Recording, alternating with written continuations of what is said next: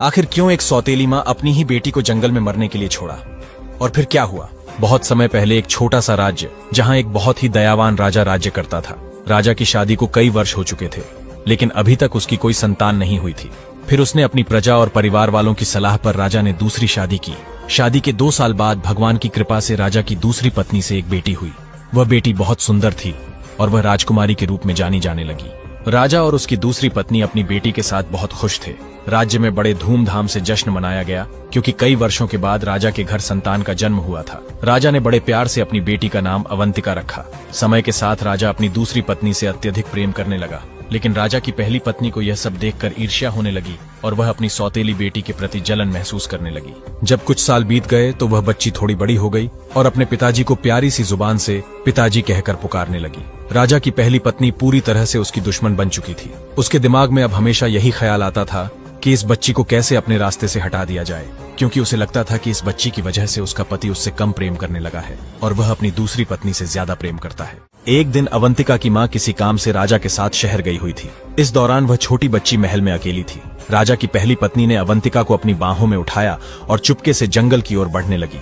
उसके मन में यह विचार आ रहा था कि अब मैं इस बच्ची को जंगल में छोड़ आऊंगी और किसी को भी पता नहीं चलेगा कि बच्ची महल से कहाँ गायब हो गई। जंगल में इसे जंगली जानवर खा जाएंगे और फिर मेरा पति मुझे पहले जैसा प्यार करेगा।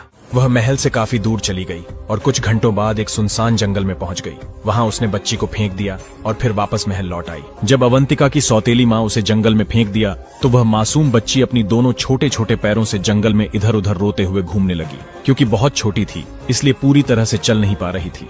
बच्ची कभी पत्थर से टकराती तो कभी उसके हाथों और पैरों में कांटे घुस जाते। वह पूरी तरह से जख्मी हो चुकी थी। रोते रोते वह जंगल में सो गई। सुबह जब बच्ची की आंखें खुलीं तब वह बहुत भूख से तड़प रही थी। बच्ची जंगल में काफी जोर जोर से रो रही थी। इसी बीच बच्ची की रोने की आवाज सुनकर जंगल में रहने वाली एक बंदरिया, जो अपनी 2 बच्चों के साथ वहां रहती थी, वह रोने की आवाज सुनकर वहां आई और उसने देखा कि बच्ची रो रही थी। बंदरिया ने बच्ची को अपनी गोदी में उठा ली और अपने घर की तरफ चलने लगी। तभी बच्ची रोते हुए अपने पिताजी को पुकारने लगी। बंदरिया से ये देखा न गया तो जंगल से कुछ मीठे फल तोड़े और फलों का रस निकालकर उसे पिलाई तो बच्ची रस पीने के बाद कुछ सुकून महसूस करने लगी और उसकी भूख भी शांत हो गई। धीरे धीरे समय बीतने लगा और बंदरिया ने इस बच्ची को अपने बच्चों की तरह प्यार करना शुरू कर दिया। ये छोटी बच्ची भी बंदरिया को अपनी माँ की तरह समझने लगी थी।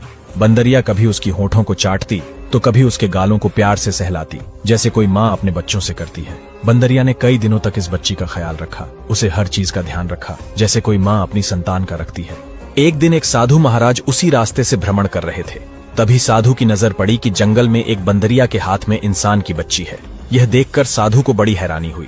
कुछ देर विचार करने के बाद साधु महाराज ने तुरंत ही बच्ची को बंदरिया से लिया और अपने आश्रम में ले आए, जो कि इसी जंगल में था।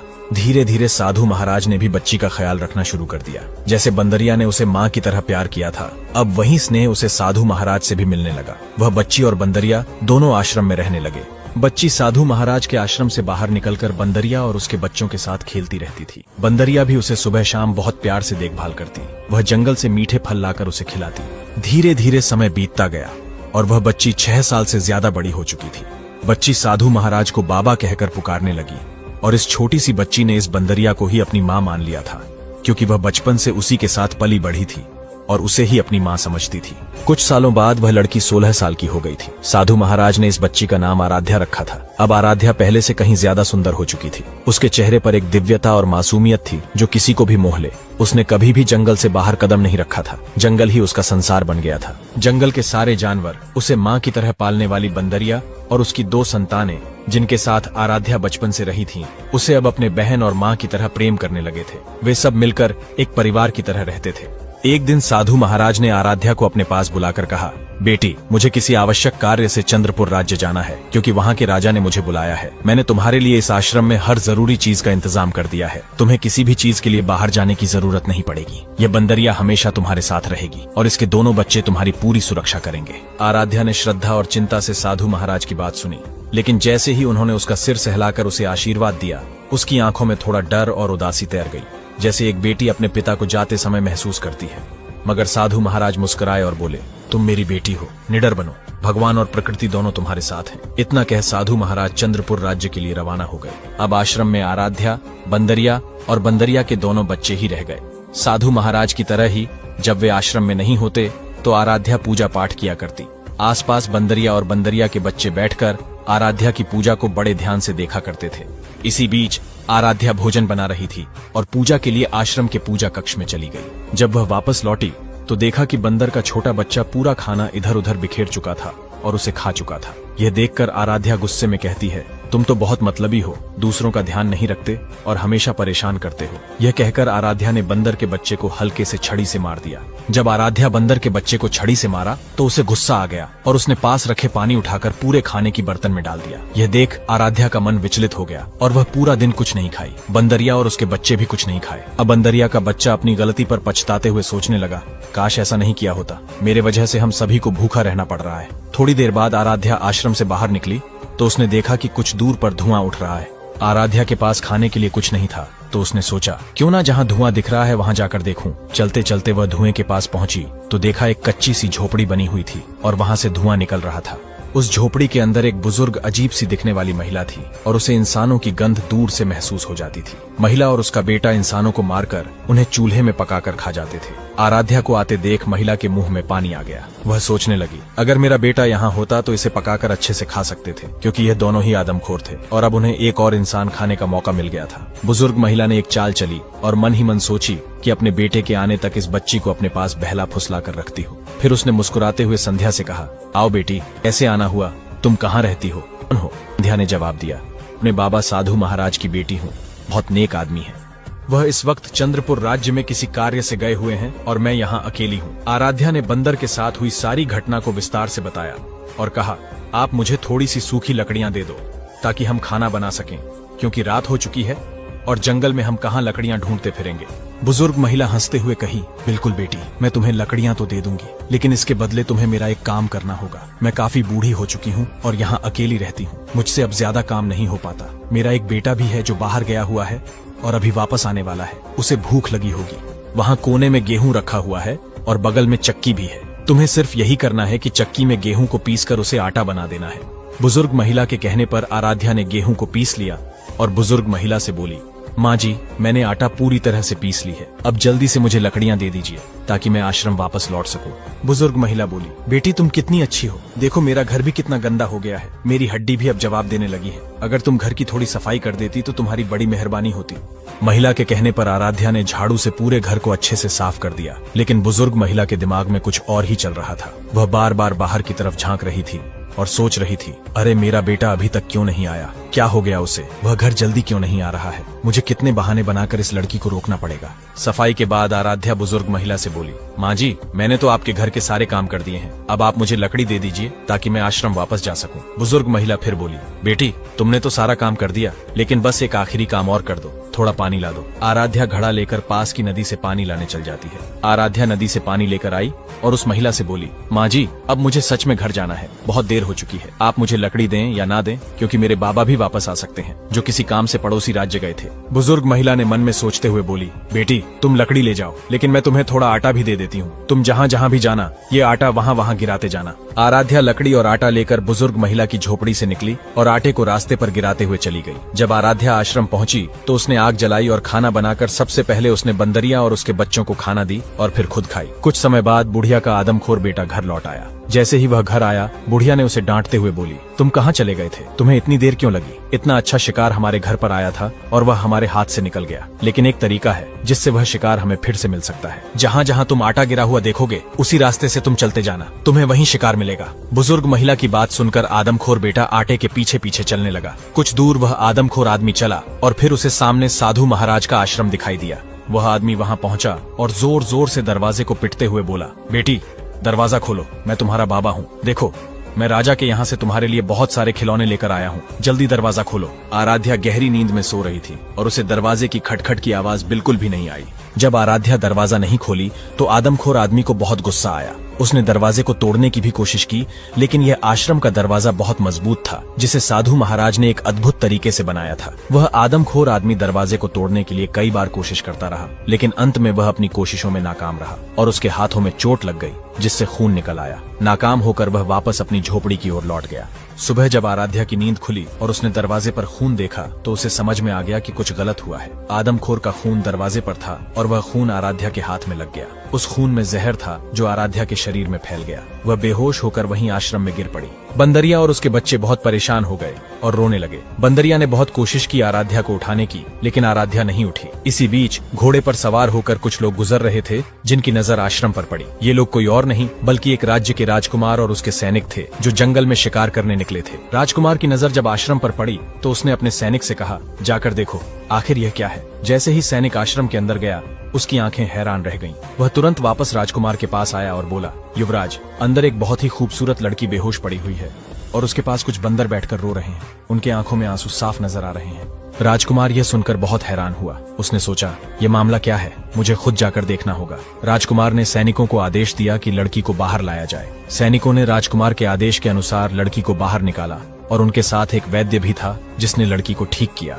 जब आराध्या को होश आया तो राजकुमार ने उससे पूछा, तुम कौन हो, यहाँ कब से रह रही हो, तुम्हारे माता पिता कहाँ हैं? आराध्या बोली, मैं यहाँ अपने बाबा के साथ रहती हूँ जो एक तपस्वी है, और यह बंदरिया जिसने मुझे बचपन से पाला है वो मेरी माँ के समान है। ये जो छोटे छोटे बंदर हैं ये मेरे भाई हैं। ये सुन राजकुमार बोला, तुम बहुत सुंदर हो, तुम कहो तो मैं तुम्हें अपने महल ले चलूं। तुम्हारी इस बंदरिया के लिए भी एक छोटा सा घर बनवा दूंगा जहां वह रहेगी। तुम्हारे बाबा आएंगे तो उनके लिए भी मैं महल में व्यवस्था कर दूंगा, क्योंकि एक लड़की का जंगल में इस तरह से अकेले रहना सही नहीं है। अगर आज हम नहीं आते तो तुम बच भी नहीं पाती।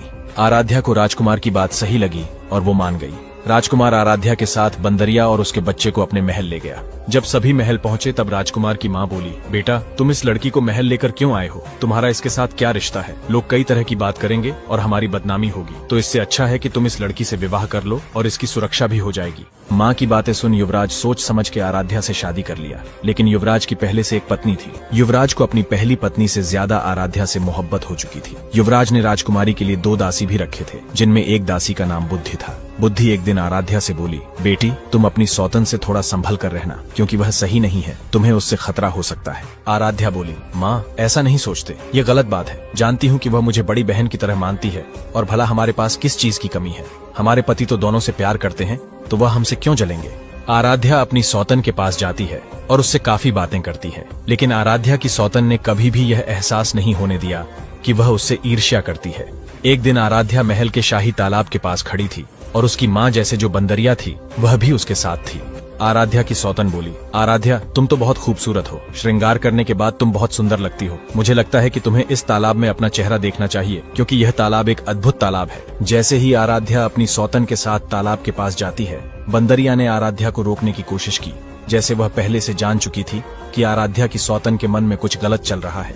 बंदरिया ने आराध्या के पल्लू को पकड़कर खींचने की कोशिश की, लेकिन आराध्या को उस समय कुछ समझ नहीं आया और वह बंदरिया पर गुस्सा हो गई। गुस्से में आराध्या बोली, तुम्हें क्या काम है? कभी तो मुझे अकेला छोड़ दिया करो। आराध्या अपनी सौतन के साथ तालाब के किनारे चलने लगती है, जो पानी के बहुत करीब था। जब आराध्या तालाब के सामने खड़ी होकर पानी में अपना चेहरा देख बहुत खुश होने लगी, तब आराध्या की सौतन ने पीछे से आराध्या को पानी में धक्का दे दिया। आराध्या को तैरना नहीं आता था और तालाब पूरी तरह पानी से भरा था, इसलिए वह डूबने लगी। आराध्या को डूबते देख उसकी सौतन महल की ओर भाग जाती है। जैसे ही युवराज अपना काम खत्म कर महल लौटता है तो आराध्या उसे कहीं नजर नहीं आती है। युवराज परेशान होकर अपनी पहली पत्नी से पूछा, आखिर आराध्या कहाँ है? मुझे तुम पर पहले से शक था, कहीं तुमने उसके साथ कुछ गलत तो नहीं किया है? वह बोली, स्वामी, मैंने उसके साथ कुछ भी गलत नहीं किया है। ये सब कुछ बंदरिया का ही किया धरा हो सकता है, क्योंकि वह बंदरिया ही थी जो हमेशा आराध्या के साथ रहती थी। यह सुनकर युवराज को बंदरिया पर बहुत गुस्सा आया। उसने अपने सैनिकों से कहकर उसे कारागार में बंद करवा दिया।